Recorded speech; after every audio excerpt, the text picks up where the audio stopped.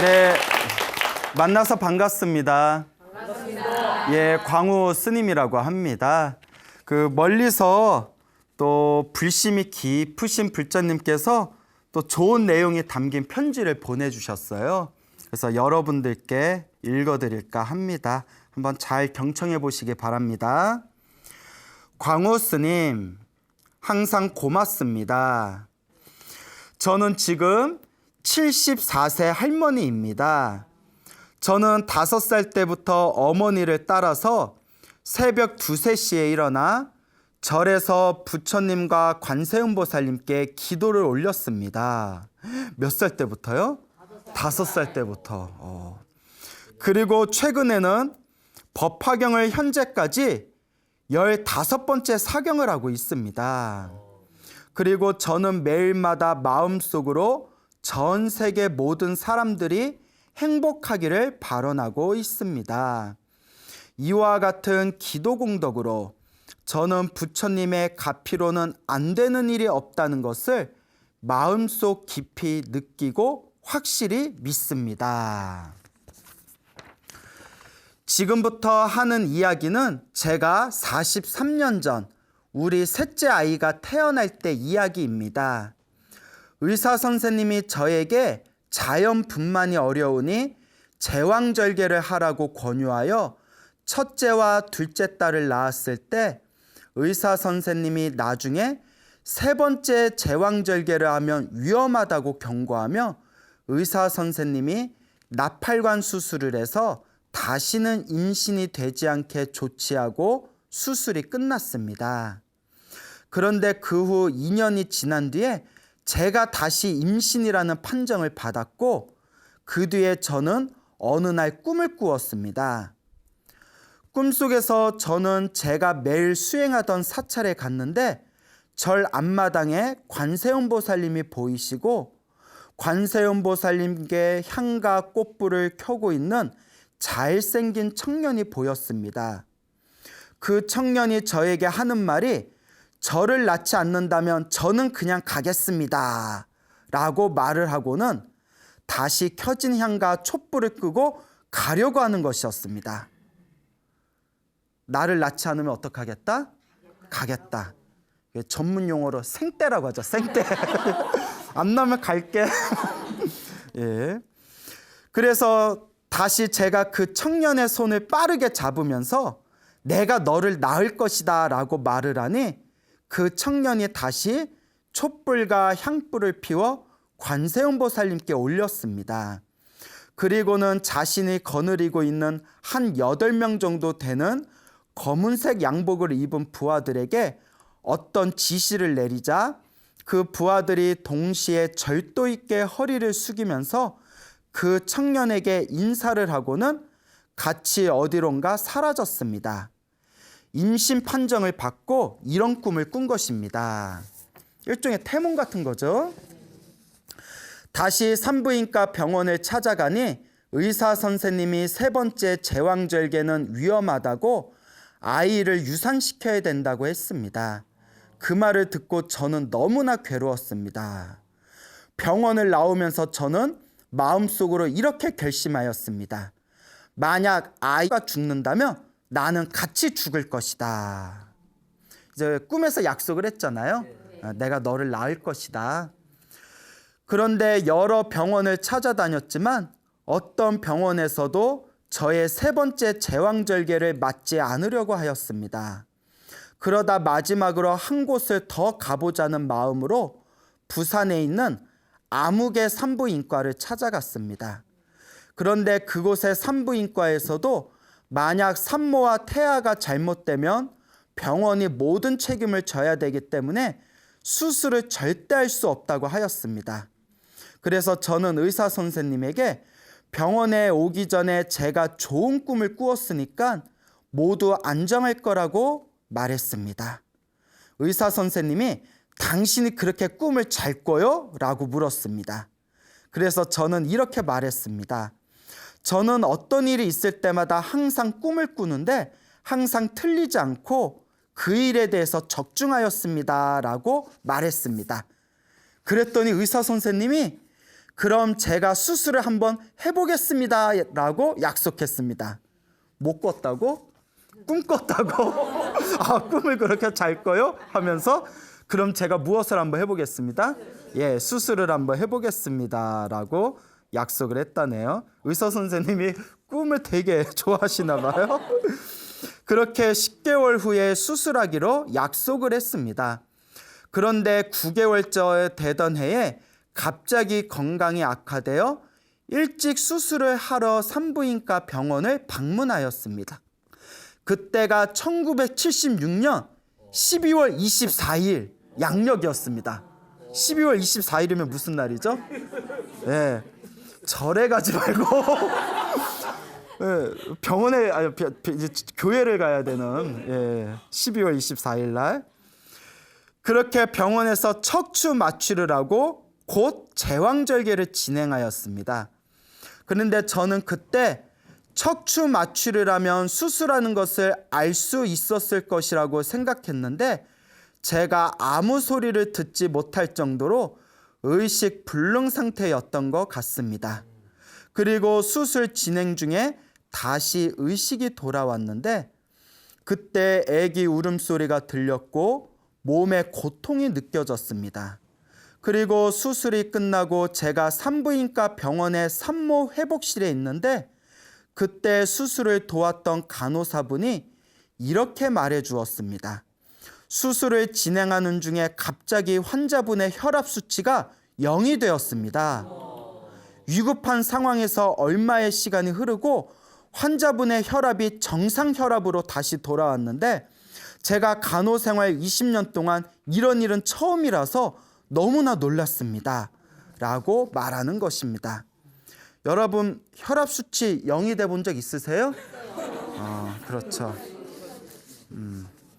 그리고 수술하셨던 의사 선생님이 오셔서 하시는 말씀이 산모의 장이 두 번째 제왕절개를 할 때 그 당시 의사 선생님이 창자를 마구마구 집어넣어서 장이 유착되어 있었는데 이 세 번째 아이를 낳으면서 장에 유착된 부분까지 다 떼어내서 정상으로 바뀌었습니다.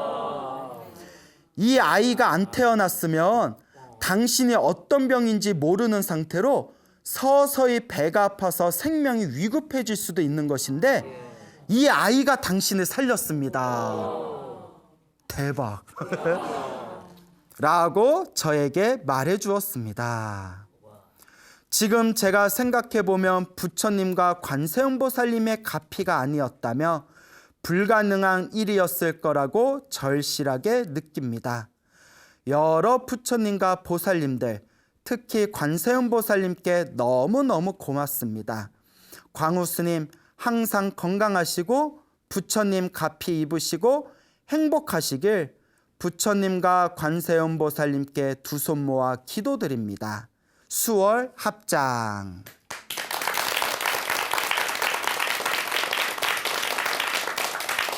예, 지금 여러분들께 멀리서 편지 보내주신 불자님의 이야기를 들려드렸는데 어떻게 너무 놀랬죠? 예, 그 하마터면 오히려 세 번째 가진 아이를 이제 산모가 위험하다고 해서 만약에 유산을 시켰더라면 오히려 나중에 그 장이 잘못되어서 더 또 이 산모에게 어려운 일이 생길 수도 있는 상황이었는데 하여튼 일이 잘 풀리려다 보니까 일이 그렇게 이렇게 술술 수월하게 아이도 건강하고 산모도 그렇게 이제 건강을 되찾을 수 있었나 봅니다. 자, 그래서 여러분들에게 이렇게 또 소중한 편지를 보내주신 우리 불자님 너무나 감사드리고요. 그리고 잠깐 안내 말씀 드리자면 우리 BTN 불교TV에서 그 ARS를 해주시거나 혹은 이렇게 소중한 편지를 보내주신 분들 중에서 채택을 해가지고 그 소정의 상품을 드린다고 합니다. 예, 나는 안 주고 예, ARS 해주거나 편지 보내주시면 이제 채택되신 분들에게 또 소정의 상품을 드린다고 하니까 많이 동참하시기 바랍니다. 자, 오늘 또 여러분들에게 재미난 이야기를 들려드릴까 합니다. 저와 굉장히 친하신 선배 스님이 계십니다. 제가 이제 또 존경하는 선배 스님이신데 이 선배 스님께서 당신이 그 수행을 하시면서 경험하셨던 이 소중한 수행 체험담을 저에게 직접 말씀을 해주셨어요. 제가 듣고 너무 놀래가지고 와, 이건 진짜 이건 소나무 소재감이다. 야, 잘됐다 싶어가지고 우리 선배 스님께 스님 이야기가 너무 좋습니다.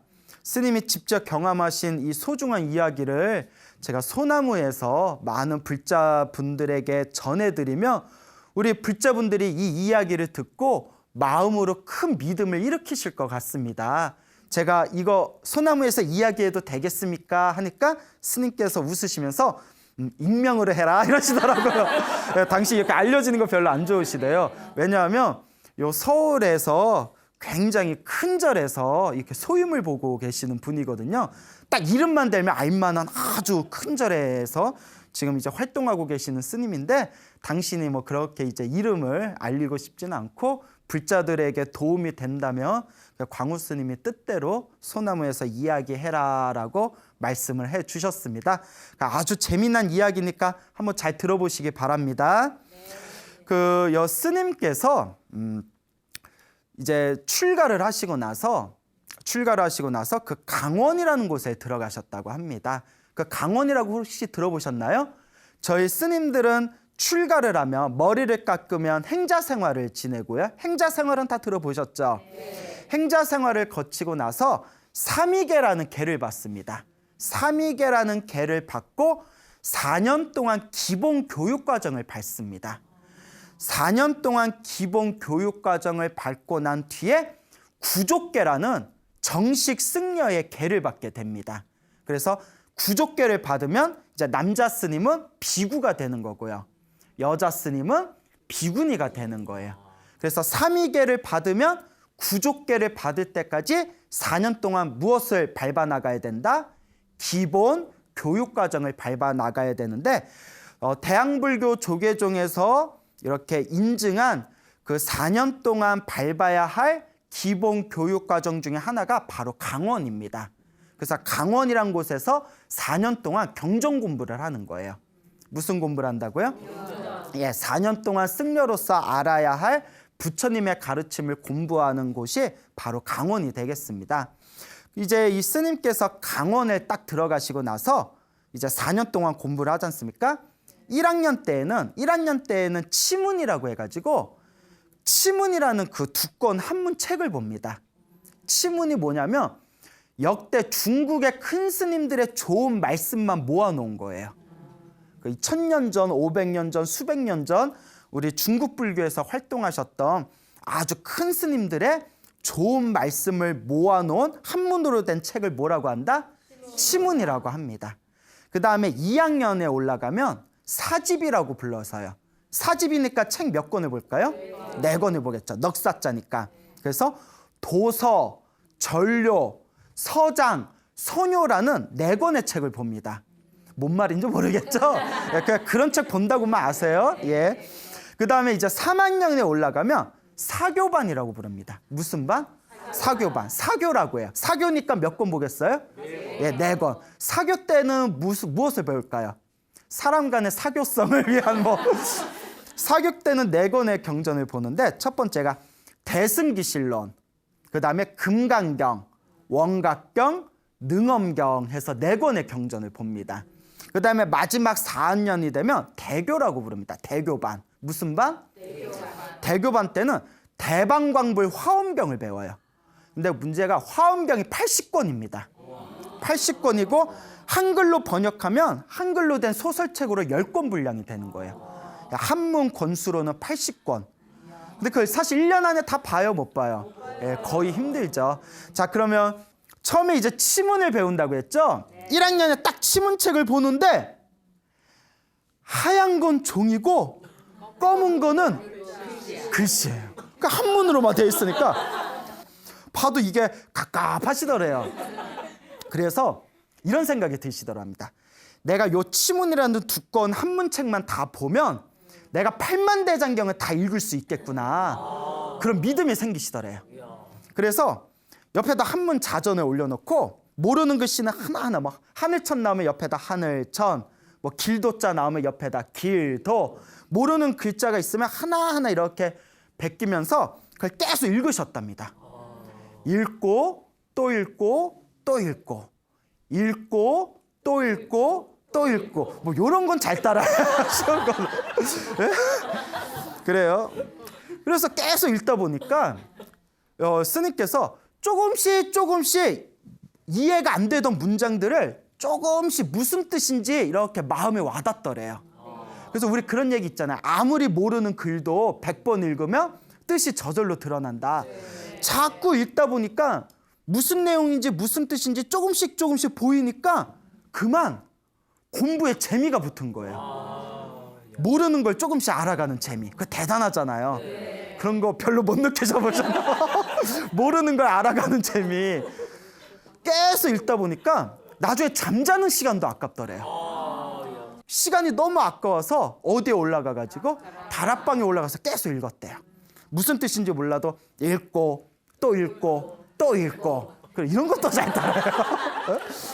그래서 1학년 치문을 읽다가 2학년으로 넘어가셨대요. 그래서 2학년 때 제가 도서, 전료, 서장, 선요 이렇게 4권의 책을 배운댔죠. 그중에 이제 서장이라는 책이 있어요. 또 서장이라는 책에 나오는 한문 글이 아주 또 명문장이래요. 그래서 서장을 계속 읽었대요. 서장을 읽고, 이것도 따라할 거죠. 읽고 또 읽고 계속 읽었답니다. 서장을 2학년 때 계속 읽고, 이제 3학년에 다 올라갔대요. 3학년에 올라가면 대승기실론, 그 다음에 금강경, 원각경, 능엄경 이렇게 4권의 경전을 본다고 했잖아요. 근데 이 경전들이 굉장히 어렵답니다. 근데 능엄경이 이 대승불교에서 가장 위대한 경전 중에 하나거든요. 능엄경을 읽고 또 이거 또 따라하시네. 막 자꾸 읽다 보니까 이제 4학년에 올라갈 때가 됐대요. 4학년 딱 올라갔는데 4학년이 되면 무엇을 공부한다고 했죠? 화엄경 배운다고 했죠. 80권으로 된 화엄경. 근데 이제 4학년 올라가셔가지고 이제 4학년 막 올라가셨을 때 이렇게 책을 펴놓고 이제 책을 보시는데 낮에 너무 졸립더래요.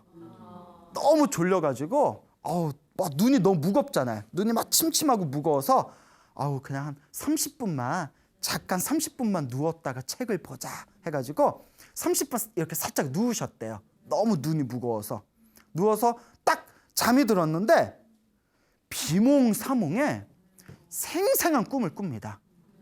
딱 누워서 잠을 자는데 어떤 꿈을 꿨냐면 머리에 지렁이, 송충이, 거미, 구더기 같은 벌레가 바글바글 거리더래요. 머리에 막 바글바글 머리에 막 벌레가 있어가지고 그래서 꿈에서도 이게 뭐지 하고 그걸 막 이렇게 빼냈대요. 막 손톱으로 긁어서 막 빼냈대요. 빼내서 버리고 빼내서 버리고 되게 깔끔한 척 하시네요. 자꾸 옆에서 아우 이러셔. 막 벌레를 자꾸 버렸답니다.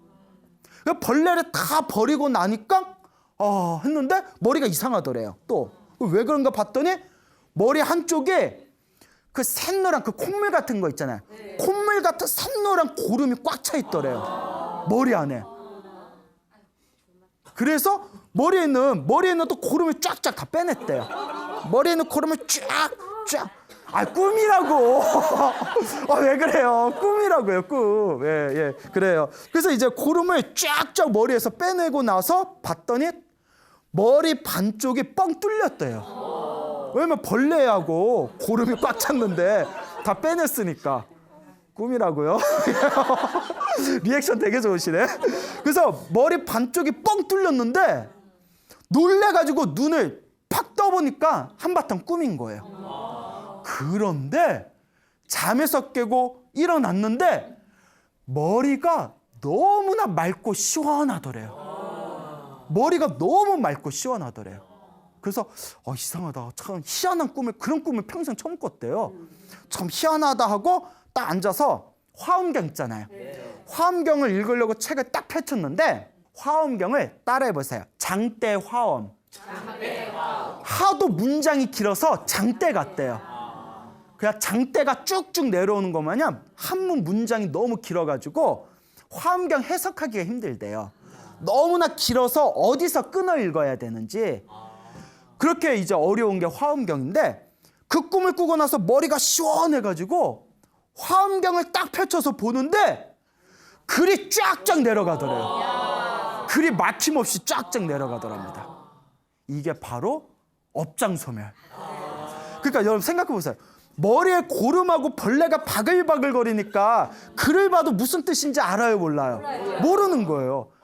몇 년 동안의 경전을 읽었더니 3년 동안 3년 동안 경전을 지극정성을 읽고 나서 머리에서 고름하고 벌레가 다 빠져나가는 꿈을 꾸고 나서 화엄경을 읽는데 글이 막힘없이 쫙쫙 내려가더랍니다.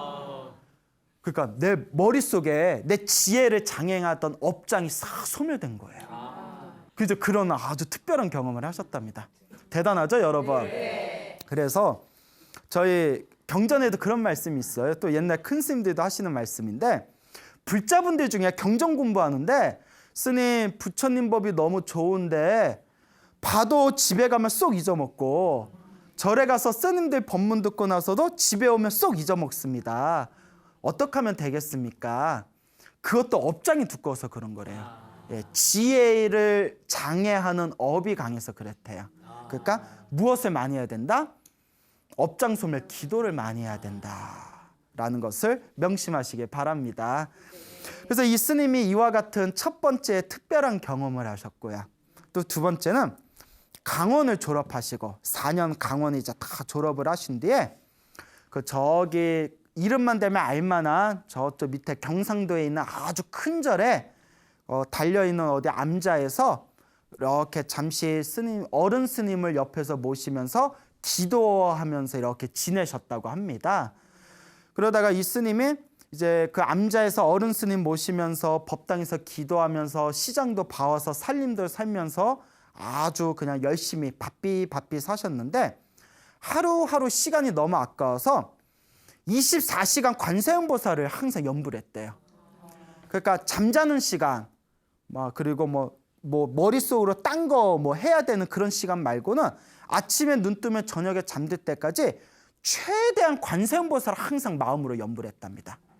아침에 일어나도 관세음보살, 예불 준비할 때도 관세음보살, 밥 먹을 때도 관세음보살, 설거지할 때도 관세음보살, 이런 것도 잘해요.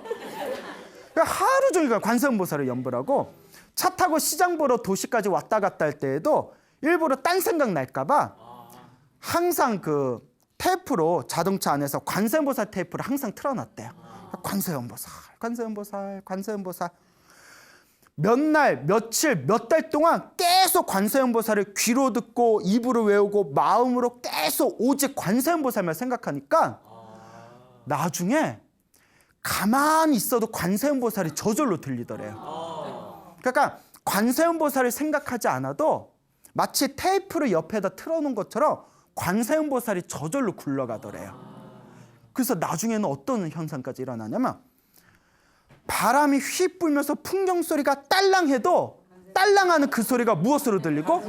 관세음보살로 들리더래요. 진짜로.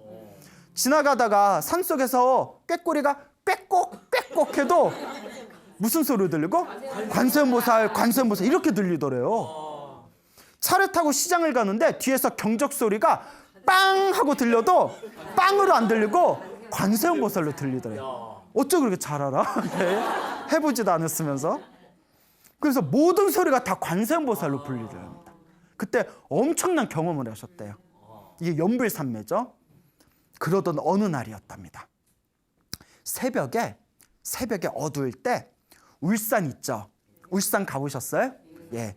울산에 시장을 보러 이렇게 이제 도로를 타가지고, 뭐 국도예요, 고속도로예요. 하여튼 절에서 울산까지 이제 도로로 이렇게 이제 울산까지 이제 시장을 갔다 오는데, 그때 어스름한 새벽이었대요. 왜냐면 새벽에 가서 새벽 시장에서 과일 같은 걸 사와야 또 아침에 또 사시공양 때 이제 시장 봐온 물건을 쓸 수가 있으니까. 그래서 새벽에 어스름할 때 이제 차를 타고 쭉 울산을 가는데, 새벽에는 산길 도로라서 차가 안 다닌대요. 그래서 이런 얘기하면 좀 부끄럽지만 차가 없어가지고 좀 이렇게 많이 밟는데요. 후딱 갔다 와야 되니까. 그래서 좀 많이 밟았대요. 쫙 밟았대요. 막 밟고 있는데 너무 졸립더래요. 새벽에 얼마나 졸려요. 졸려. 졸려. 그래서 마음으로 계속 관세음보살을 외웠대요. 관세음보살, 관세음보살, 관세음보살. 그러면서 계속 이제 한 마리의 그 질주하는 그런 호랑이 마냥 그냥 도로를 막 달리고 있을 때 앞에 그 산골 도로에 앞에 빨간색이 이렇게 켜졌대요. 신호등에. 그러면 멈춰야 돼, 안 멈춰야 돼요? 멈춰야죠. 이게 멈춰야 되는데 분명히 자기 눈에 도로에 아무도 없었대요. 도로에 빨간불이지만 아무도 없었대요. 아무도 없어가지고 아유 바빠 죽겠는데 아무도 없는데 사람이 그런 마음 생길 때 있잖아요. 원래 그러면 안 되지만 그래서 스님이 앞에 아무도 없는 걸 확인하고 그냥 쭉 밟았대요.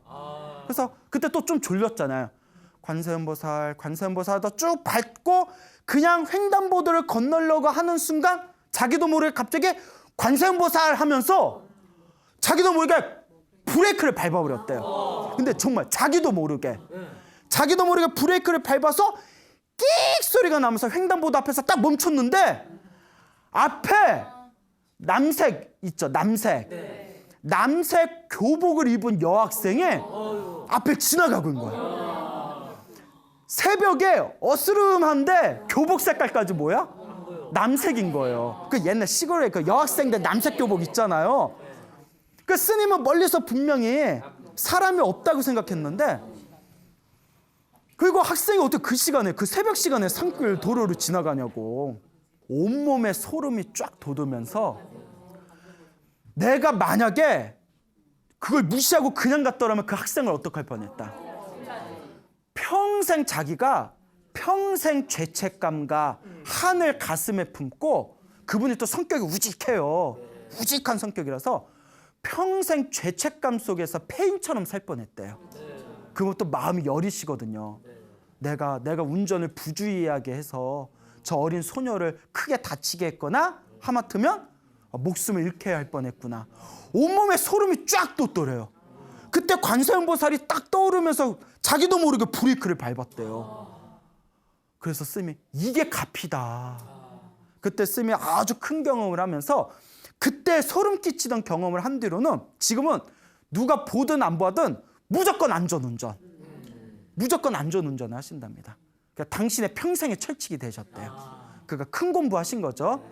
그래서 이제 스님께서 강원에서 4년 동안 공부를 하시면서 그 꿈에서 머리에 있는 더러운 업장들이 다 이렇게 빠져나가는 꿈을 꾸면서 그 총명, 지혜 총명, 우리가 그게 경을 볼 수 있는 눈이 열렸다 해서 경안이라고 부르거든요. 그래서 아주 놀라운 경험을 하셨고 또 산에 있는 큰 절에 옆에 있는 남자에서 어른 스님 시봉하면서 관세음보살 기도하시다가 시장을 보러 가는 길에 하마터면 큰 사고가 날 뻔했는데 정말 기적같이 사고를 피하게 된 그런 경험을 하게 됩니다.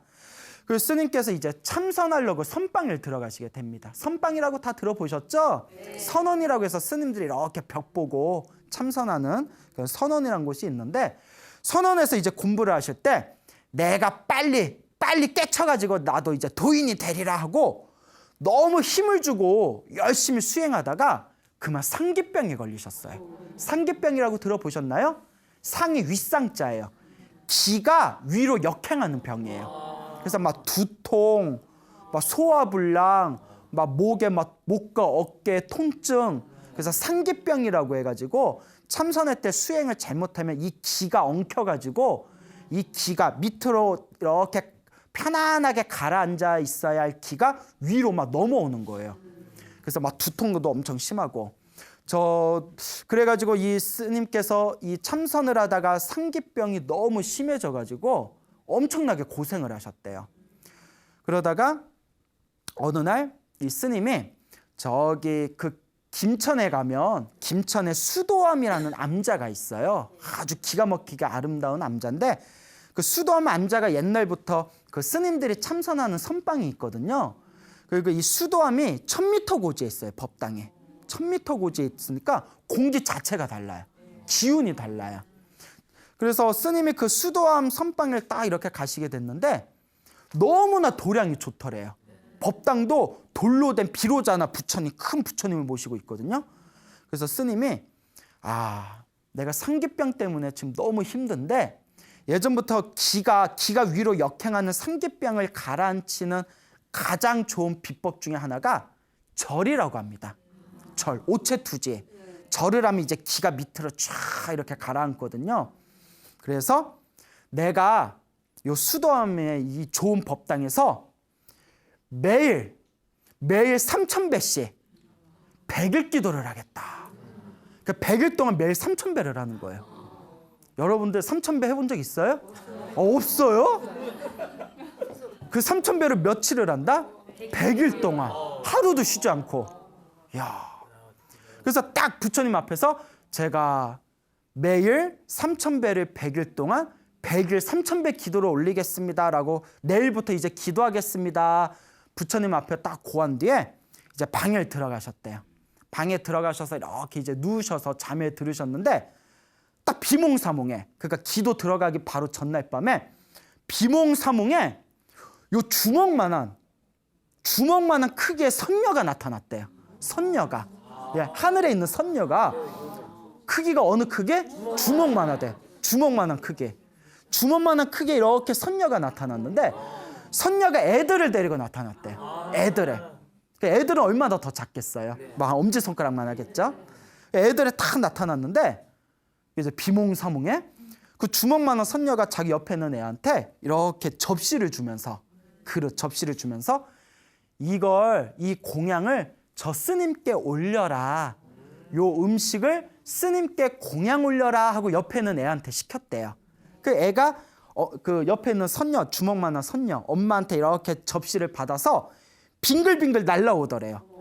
빙글빙글 확 날라오더니 자기 앞에 딱 멈춰서 자기한테, 스님한테 이렇게 접시를 주더랍니다. 그 스님이 얼떨결에 이렇게 접시도 조그만 거 아니에요. 그 조그만 접시를 이렇게 받았는데 안에 이렇게 보니까 접시 안에 아직도 또렷또렷 기억이 난대요. 송화가루 있죠. 송화가루랑 그 쑥 있잖아요. 쑥 말랭이 같은 게 이렇게 있더래요. 송화가루랑 쑥 말랭이 같은 게 이렇게 이제 있어가지고 그 송화가루랑 쑥 말랭이 같은 걸 이렇게 이제 먹으려고 하는데 그게 싹 이렇게 코 안으로 향으로 스며들더랍니다. 향으로 싹 이렇게 스며들면서 온몸에 허공에 붕 뜨는 것처럼 그렇게 기분이 좋고 상쾌하더래요. 그리고 잠에서 딱 깼는데 온몸에서 힘이 막 펄펄 넘치더래요. 그 꿈을 꾸고 나서 순간 이게 뭐지? 온몸에 힘이 막 넘쳐가지고 이게 뭐지? 순간 100일 기도가 잘 되겠구나. 나 100일 기도 잘 되라고 꿈에서 나한테 가피를 줬구나. 그리고 그 다음 날부터 매일 3000배씩 100일 기도를 하는데 아무런 어려움 없이 30만 배를 다 끝내셨답니다. 정말 대단하죠. 그렇게 30만 배 절을 하고 나서 몸이 되게 많이 좋아지셨대요. 몸이 많이 좋아지셨는데도 상기병은 완전히 사라지지는 않으셨대요. 근데 이때 스님이 경험한 게 있으니까 몸 상태도 너무 좋아지셔서 그럼 내가 30만 배 한 김에 100만 배를 채워야 되겠다라고 생각이 들더래요. 100만 배 절을. 그래서 100만 배를 채우는 과정에 계속 절을 하다가 100만 배를 채울 시점에 꿈을 한 번 더 꾸셨답니다. 스님께서 꿈을 꿨는데 달나라로 가셨대요. 달나라로. 정말 꿈이야. 딱 달에 가가지고 달에 돌이 있더래요. 그래서 돌로 탑을 세웠대요. 기념탑 있잖아요. 나 달에 왔다 해가지고 기념탑을 돌로 탑을 세웠는데 7개를 세웠대. 돌 7개를 세웠대요. 돌을 7개. 그리고 지구로 돌아오는 꿈을 꿔서 딱 깼는데 딱 깨서 희한하다 했는데 그 뒤로 자기를 괴롭혔던 상기병이 싹 사라졌답니다. 그 스님이 너무 신기해서 이게 뭔가 했는데 나중에 이해를 했대요. 잘 들어보세요. 어디로 놀러 갔다고 했죠? 달에.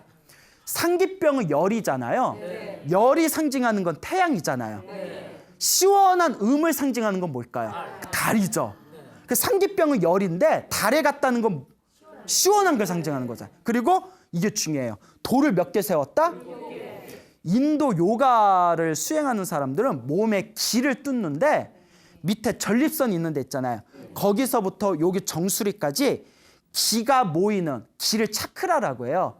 그 기가 모이는 공간이 이 차크라가 모두 몇 군데가 있다? 7군데가 있다.